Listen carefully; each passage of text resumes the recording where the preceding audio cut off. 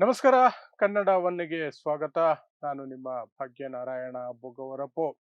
ಅಂತಾರಾಷ್ಟ್ರೀಯ ಮಟ್ಟದಲ್ಲಿ ಭಾರತ ದೇಶ ತಲೆ ತಗ್ಗಿಸುವಂತಹ ಒಂದು ಘಟನೆ ಮಧ್ಯಪ್ರದೇಶದ ಇಂದೋರ್ ನಗರದಲ್ಲಿ ನಡೆದಿದೆ. ಅದರಲ್ಲೂ ವಿಶೇಷವಾಗಿ ಕ್ರೀಡಾ ಜಗತ್ತಿನಲ್ಲಿ ನಮ್ಮನ್ನ ಬಹಳ ಕೆಟ್ಟದಾಗಿ ನೋಡಬಹುದಾದಂತಹ, ಕೆಟ್ಟ ಅಭಿಪ್ರಾಯ ಮೂಡಿಸಬಹುದಾದಂತಹ ಒಂದು ಘಟನೆ ಅದು. ಏನು ಅಂದ್ರೆ, ಭಾರತದಲ್ಲಿ ಮಹಿಳೆಯರ ವಿಶ್ವಕಪ್ ಕ್ರಿಕೆಟ್ ಪಂದ್ಯಾವಳಿಗಳು ನಡೀತಾ ಇದ್ದಾವೆ. ಅದರ ಭಾಗವಾಗಿ ಆಸ್ಟ್ರೇಲಿಯಾ ತಂಡ ಇಂದೋರ್ಗೆ ಹೋಗಿತ್ತು. ಯಾಕಂದ್ರೆ ಇವತ್ತು ಇಂದೋರ್ನಲ್ಲಿ ಸೌತ್ ಆಫ್ರಿಕಾ ವಿರುದ್ಧ ಪ್ರಮುಖವಾದ ಒಂದು ಪಂದ್ಯ ಇತ್ತು. ಆ ಆಸ್ಟ್ರೇಲಿಯಾ ಮಹಿಳಾ ತಂಡದ ಆಟಗಾರ್ತಿಯರಿದ್ರಲ್ಲ, ಅವರಿಗೆ ಲೈಂಗಿಕ ಕಿರುಕುಳವನ್ನ ಕೊಟ್ಟಿದ್ದಾನೆ ಒಬ್ಬ. ಯೋಚನೆ ಮಾಡಿ. ಇಂಟರ್ನ್ಯಾಷನಲ್ ಪ್ಲೇಯರ್ಗಳನ್ನು ಸಹ ಈ ರೀತಿಯಾಗಿ ಯಾವುದೇ ಎಗ್ಗು ಸಿಗ್ಗಿಲ್ಲದೆ, ಭಯ ಇಲ್ಲದೆ ಈ ರೀತಿ ಮಾಡ್ತಾರೆ. ಅದು ಸಹ ಇಂದೋರ್ ಅನ್ನುವಂತಹ ನಗರದಲ್ಲಿ, ನಗರ ಪ್ರದೇಶ ಅದು. ಆ ಇಂದೋರ್ ಯಾವುದಕ್ಕೆಲ್ಲ ಫೇಮಸ್ ಗೊತ್ತಾ?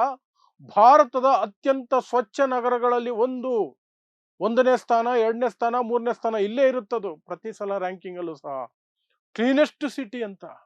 ಅದರ ಜೊತೆಗೆ ಇಡೀ ದೇಶದಲ್ಲಿ ಟಾಪ್ 10 ನಗರಗಳು ಯಾವುದರಲ್ಲಿ ಆತಿಥ್ಯ ನೀಡೋದ್ರಲ್ಲಿ, ಹೊರ ದೇಶದಿಂದ ಬರುವವರಿಗೆ ಅಥವಾ ಬೇರೆ ಪ್ರದೇಶಗಳಿಂದ ಅಲ್ಲಿಗೆ ಹೋಗೋವರಿಗೆ ಹಾಸ್ಪಿಟಾಲಿಟಿ ಏನಿದೆಯಲ್ಲ, ಆತಿಥ್ಯ ನೀಡೋದು, ಅದಕ್ಕೆ ಫೇಮಸ್ ಆದಂತಹ ನಗರ ಅದು. ಅಂಥ ನಗರದಲ್ಲಿ ಇಂಥ ನೀಚಾತಿ ನೀಚ ಕೃತ್ಯ ನಡೆದಿದೆ. ಆ ಮೂಲಕ ಭಾರತದ ಮಾನ ಮರ್ಯಾದೆ ಅಂತಾರಾಷ್ಟ್ರೀಯ ಮಟ್ಟದಲ್ಲಿ ತಲೆ ತಗ್ಗಿಸುವಂತಾಗಿದೆ. ಸೊ ಏನಾಯ್ತು ಇಡೀ ಘಟನೆ, ಯಾರು ಆ ದುರುಳ, ಅದನ್ನು ಸಹ ವಿವರಿಸುವಂತಹ ಪ್ರಯತ್ನವನ್ನು ಮಾಡ್ತೀನಿ. ಸೊ ನಿಮಗೆ ಹೇಳಿದ ಹಾಗೆ 2025ರ ಮಹಿಳಾ ವಿಶ್ವಕಪ್ ಕ್ರಿಕೆಟ್ ಪಂದ್ಯಾವಳಿಗಳು ಭಾರತದಲ್ಲಿ ಈ ಬಾರಿ ಆಯೋಜನೆ ಆಗಿದೆ. ಭಾರತ ಆತಿಥ್ಯ ವಹಿಸಿಕೊಂಡಿದೆ. ಇಲ್ಲಿ ಕ್ರಿಕೆಟ್ ಪಂದ್ಯಗಳು ನಡೀತಾ ಹೋಗ್ತಿದ್ದಾವೆ. ಅದರ ಭಾಗವಾಗಿ ಇವತ್ತು ಇಂಡೋರ್ನಲ್ಲಿ ದಕ್ಷಿಣ ಆಫ್ರಿಕಾ ಮತ್ತು ಆಸ್ಟ್ರೇಲಿಯಾ ನಡುವಿನ ಪ್ರಮುಖ ಪಂದ್ಯ ಇತ್ತು. ಅದರ ಭಾಗವಾಗಿ ನಿನ್ನೆನೆ ಆಸ್ಟ್ರೇಲಿಯಾ ತಂಡ ಇಂಡೋರ್ಗೆ ತಲುಪಿತ್ತು. ಅಲ್ಲಿ ಹೋಟೆಲ್ ರಾಡಿಸನ್ ಬ್ಲೂ ಅನ್ನುವಂತಹ ಐಷಾರಾಮಿ ಹೋಟೆಲ್ನಲ್ಲಿ ಅವರು ತಂಗಿದ್ರು. ಇವತ್ತು ಬೆಳಗ್ಗೆ ವಾಕಿಂಗ್ ಹೋಗೋಣ ಹೊರಗಡೆಗೆ, ಸ್ವಲ್ಪ ಗಾಳಿ ತಗೊಳ್ಳೋಣ, ಕ್ಲೀನೆಸ್ಟ್ ಸಿಟಿ ಅಲ್ವಾ ಇಂಡಿಯಾದು, ಕ್ಲೀನೆಸ್ಟ್ ಸಿಟಿ, ಹೋಗೋಣ ಹೊರಗಡೆ, ಹಾಗೆ ಪಕ್ಕದಲ್ಲಿ ಎಲ್ಲಾದರೂ ಕೆಫೆ ಗಿಫೆ ಇದ್ರೆ ಏನಾದರೂ ಲೈಟಾಗಿ ತಿನ್ಕೊಂಡು ಬರೋಣ ಅಂತ ಒಂದಷ್ಟು ಆಟಗಾರ್ತಿಯರು, ಆಸ್ಟ್ರೇಲಿಯಾ ತಂಡದ ಆಟಗಾರ್ತಿಯರು ರೋಡಲ್ಲಿ ನಡ್ಕೊಂಡು ಹೋಗ್ತಿದ್ದಾರೆ. ಬೆಳಿಗ್ಗೆ 11 ಗಂಟೆ, ರಾತ್ರಿ ಹೊತ್ತು ಅಲ್ಲ, ಮುಂಜಾನೆನೂ ಅಲ್ಲ, ಬೆಳಗ್ಗೆ ಹಾಡು ಹಗಲೇ 11 ಗಂಟೆ. ಒಬ್ಬ ದುರುಳ ಬೈಕಲ್ಲಿ ಬರ್ತಾನೆ, ಅವ್ರನ್ನ ನೋಡ್ಕೊಂಡು ಮುಂದಕ್ಕೆ ಹೋಗ್ತಾನೆ, ಮತ್ತೆ ವಾಪಸ್ ಬರ್ತಾನೆ. ಬಂದು ಅವರನ್ನ ಅಸಭ್ಯವಾಗಿ ಅಲ್ಲಿ ಇಲ್ಲಿ ಮುಟ್ತಾನೆ. ಇಬ್ಬರನ್ನ ಆ ರೀತಿ ಮುಟ್ತಾನೆ.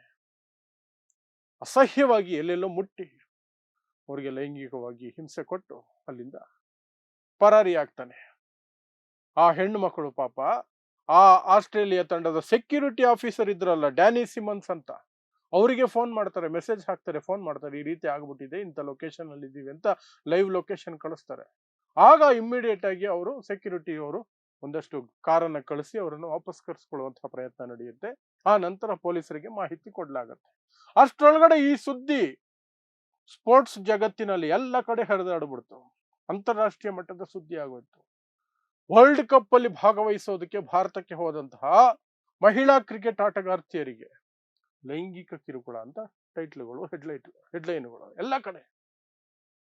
ಇಡೀ ಜಗತ್ತಿನಲ್ಲಿ ಭಾರತದ ಮಾನ ಮರ್ಯಾದೆ ಒಂದು ರೀತಿ ಹರಾಜು ಹಾಕದಂಗ ಇವತ್ತು ಪೊಲೀಸರಿಗೆ ದೊಡ್ಡ ತಲೆನೋವಾಯಿತು, ದೊಡ್ಡ ಚಾಲೆಂಜ್ ಆಯ್ತಿದು. ಇಂತಹ ಒಂದು ಇಡೀ ದೇಶವೇ ತಲೆ ತಗ್ಗಿಸುವಂತಹ ಘಟನೆ ಇದು. ಏನು ಮಾಡಬೇಕು ಅಂತ ತಕ್ಷಣವೇ 5 ಪೊಲೀಸ್ ಸ್ಟೇಷನ್ಗಳು, 5 ತಂಡಗಳಲ್ಲ, 5 ಪೊಲೀಸ್ ಸ್ಟೇಷನ್ ಎಲ್ಲ ಸಿಬ್ಬಂದಿನೂ ಈ ಕೇಸನ್ನ, ಅಥವಾ ಆ ಒಂದು ದುರುಳ ಇದ್ನಲ್ಲ ಅಯೋಗ್ಯ, ಅವನನ್ನ ಹಿಡಿಯೋದಕ್ಕೆ ಅಂತ 5 ಪೊಲೀಸ್ ಸ್ಟೇಷನ್ಗಳು, ಸುತ್ತಮುತ್ತ ಇದ್ದಂತಹ 5 ಪೊಲೀಸ್ ಸ್ಟೇಷನ್ಗಳು, ತಂಡಗಳೆಲ್ಲ ಹೇಳ್ತಾ ಇದ್ದೀನಿ, 5 ಪೊಲೀಸ್ ಸ್ಟೇಷನ್ಗಳನ್ನ ನಿಯೋಜನೆ ಮಾಡಿದ್ರು. 6 ಗಂಟೆಗಳ ಅವಧಿಯಲ್ಲಿ ಆತನನ್ನ ಹಿಡಿದುಕೊಂಡು ಬಂದ್ರು. ಅದಕ್ಕೆ ಸಹಕಾರಿಯಾಗಿದ್ದು ಸುತ್ತಮುತ್ತ ಇದ್ದಂತಹ CCTVಗಳು, ಮತ್ತೆ ಇವರಿಗೆ ಆ ರೀತಿಯಾಗಿ ಕೆಟ್ಟದಾಗಿ ಅವರ ಜೊತೆ ವರ್ತನೆ ನಡೆಸ್ತಿರ್ಬೇಕಾದ್ರೆ ಆ ದುರುಳ ಒಬ್ಬ ವ್ಯಕ್ತಿ ರಸ್ತೆಯಲ್ಲಿ ಹೋಗ್ತಿದ್ದವನು ಆ ಬೈಕ್ ನಂಬರ್ ನೋಟ್ ಮಾಡ್ಕೊಂಡಿದ್ದಾನೆ, ಅದು ಪೊಲೀಸರಿಗೆ ಕೊಟ್ಟಿದ್ದಾನೆ, ಅದು ಸಹ ಸಹಕಾರಿಯಾಯಿತು. ಆತನನ್ನ 6 hours ಅಲ್ಲಿ ಬಂಧಿಸಿದ್ದಾರೆ. ಆತನ ಹೆಸರು ಅಖಿಲ್ ಅಂತ. ಅಖಿಲ್ ಅನ್ನುವಂತಹ ಅಯೋಗ್ಯ ತನ್ನ ಕಾಮದ ತೆವಲಿಗೆ ದೇಶದ ಮಾನವನ್ನ ಅಂತಾರಾಷ್ಟ್ರೀಯ ಮಟ್ಟದಲ್ಲಿ ಹರಾಜಾಕೋದ್ರಲ್ಲಿ ಸಫಲ ಆದ ಅವನು. ಆ ನಂತರ ಅವನನ್ನು ಬಂಧಿಸಿದ್ರು, ವಿಚಾರಣೆ ನಡೆಸಿ ನೋಡಿದ್ರೆ ಈ ರೀತಿ ಪುಡಿ ರೌಡಿಯ ಚೇಷ್ಟೆಗಳು ಅವನ ಮೇಲೆ ಸುಮಾರು ಕೇಸುಗಳಿದಾವೆ. ಇಂಥದ್ದೇ ಸಣ್ಣ ಪುಟ್ಟ ರೌಡಿಸಮ್ ಕೇಸುಗಳು, ಈ ರೀತಿಯಾಗಿ ಪರೋಡಿ ಕೆಲಸ ಮಾಡೋದು, ಪೊರ್ಕಿ ಕೆಲಸ ಮಾಡೋದು, ಇಂತಹ ಕೇಸುಗಳು ಅವನ ಮೇಲೆ ಇದೆ. ಈಗ ಅವನನ್ನ ಎತ್ಕೊಂಡೋಗಿ ಒಳಗಡೆ ಇಟ್ಟಿದ್ದಾರೆ. ದೇಶಕ್ಕೆ ಅವಮಾನ ಮಾಡುವ ಉದ್ದೇಶದಿಂದಲೇ ಇವನು ಈ ಕೆಲಸ ಮಾಡಿದ್ದಾನೆ ಅಂತ ಮಧ್ಯಪ್ರದೇಶ ಸರ್ಕಾರ ಅವನ ವಿರುದ್ಧ NIA ಹಾಕುವಂತಹ ಯೋಚನೆಯನ್ನ ಮಾಡ್ತಾ ಇದೆ. ದೇಶದ ವಿರುದ್ಧ ಷಡ್ಯಂತ್ರದ ಭಾಗವಾಗಿ ದೇಶಕ್ಕೆ ಅವಮಾನ ಮಾಡಬೇಕು, ದೇಶಕ್ಕೆ ಅಂತಾರಾಷ್ಟ್ರೀಯ ಮಟ್ಟದಲ್ಲಿ ಅವಮಾನ ಆಗಬೇಕು ಅನ್ನುವ ಉದ್ದೇಶವನ್ನು ಇಟ್ಟುಕೊಂಡು ಉದ್ದೇಶಿತ ಯೋಜನೆಯ ಆಧಾರದ ಮೇಲೆ ಅದರ ಪ್ರಕಾರನೇ ಇವನು ಈ ಕೆಲಸವನ್ನು ಮಾಡಿದ್ದಾನೆ ಅಂತ ಅವನ ಮೇಲೆ ಈಗ ಕೇಸನ್ನ NIAಗೆ ಕೊಡುವಂತಹ ಸಾಧ್ಯತೆಗಳು ಮಧ್ಯಪ್ರದೇಶದ ಮಿನಿಸ್ಟ್ರಿ ಕಡೆಯಿಂದ ಬರ್ತಿದ್ದಾವೆ. ಸೊ ಇಷ್ಟು ನಡೆದಿರುವಂತಹದ್ದಲ್ಲಿ ಇಂಡೋರ್ನಲ್ಲಿ ಯಾವುದು ಭಾರತದ ಅತ್ಯಂತ ಸ್ವಚ್ಛ ನಗರಗಳಲ್ಲಿ ಒಂದು ಅಂತ ಕರೆಯಲ್ಪಡುವಂತಹ ನಗರ ಮತ್ತು ಹಾಸ್ಪಿಟಾಲಿಟಿ ಆತಿಥ್ಯ ನೀಡೋದ್ರಲ್ಲಿ ನಂಬರ್ 1 ದೇಶದಲ್ಲಿ ಅಂತ ಹೇಳ್ಕೊಳ್ಳುತ್ತೆ ಆ ನಗರ. ಅಂತಹ ನಗರದಲ್ಲಿ ಇಂತಹ ನೀಚ ಕೃತ್ಯ ಒಂದು ನಡೆದಿದೆ.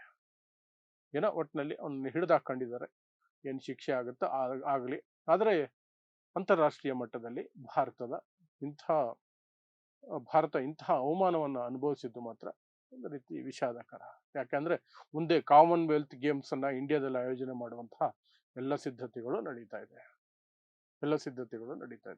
ಅಂತಾರಾಷ್ಟ್ರೀಯ ಮಟ್ಟದಲ್ಲಿ ಏನೇನೋ ಟೂರ್ನಮೆಂಟ್ಗಳು ಅವೆಲ್ಲ ಬರುವಂತಹದ್ದು, ಒಲಿಂಪಿಕ್ಸ್ಗೆ ಬಿಡ್ಡಿಂಗ್ ಮಾಡಬೇಕು, ಹರಾಜಿನಲ್ಲಿ ಭಾಗವಹಿಸಬೇಕು, ಅದಕ್ಕೆ ಅರ್ಜಿ ಹಾಕಬೇಕು ಅನ್ನುವಂತಹ ಪ್ರಯತ್ನದಲ್ಲಿ ಭಾರತ ಸರ್ಕಾರ ಇದೆ. ಎಲ್ಲದರ ನಡುವೆ ಇಂತಹ ಘಟನೆಗಳು ನಡೆದಾಗ ಅಂತಾರಾಷ್ಟ್ರೀಯ ಮಟ್ಟದಲ್ಲಿ ಭಾರತ ಎಷ್ಟು ಸೇಫು? ಇಂಟರ್ನ್ಯಾಷನಲ್ ಪ್ಲೇಯರ್ಸ್ಗೆ ಈ ಗತಿ ಆದರೆ, ಅದು ಸಹ ಸಿಟಿಯಲ್ಲಿ ಹಾಡ ಹಗಲೇ 11 ಗಂಟೆ ಬೆಳಗ್ಗೆ, ಇನ್ನ ಸಾಮಾನ್ಯ ಜನರ ಪಾಡೇನು ಅನ್ನುವಂತಹ ಪ್ರಶ್ನೆಗಳು ಬಂದೇ ಬರ್ತವೆ. ಸೊ ನೋಡೋಣ, ಪೊಲೀಸರು ಅದನ್ನು NIAಗೆ ಒಪ್ಪಿಸ್ತಾರ ಅಥವಾ ಇನ್ನೇನ್ ಮಾಡ್ತಾರ. ಅದರಲ್ಲಿ ಪೊಲೀಸರದ್ದು ಏನ್ ಗೊತ್ತಿಲ್ಲ.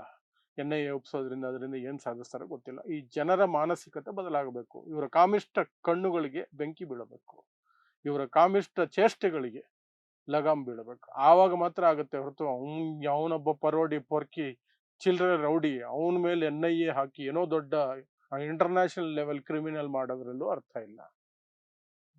ಬಟ್ ಈ ವಿಚಾರದಲ್ಲಿ ಏನು ಮಾಡೋಕ್ಕಾಗಲ್ಲ. ದೇಶಕ್ಕೆ ಅವಮಾನ ಮಾಡುವಂತಹ ಒಂದು ಕೃತ್ಯವನ್ನು ಅವನು ಎಸಗಿರೋದ್ರಿಂದ ಅವನಿಗೆ ಶಿಕ್ಷೆ ಆಗ್ಲೇಬೇಕು. ಹಾಗೆ ಆಗುತ್ತೆ. ಇದಿಷ್ಟು ಮಧ್ಯಪ್ರದೇಶದಿಂದ ಬರ್ತಿರುವಂತಹ ಸುದ್ದಿ. ಸೊ ನೋಡ್ತಾ ಇರಿ ಸಮಾಜಕ್ಕಾಗಿ ಕನ್ನಡ 1 ನ್ಯೂಸ್. ನಮಸ್ಕಾರ.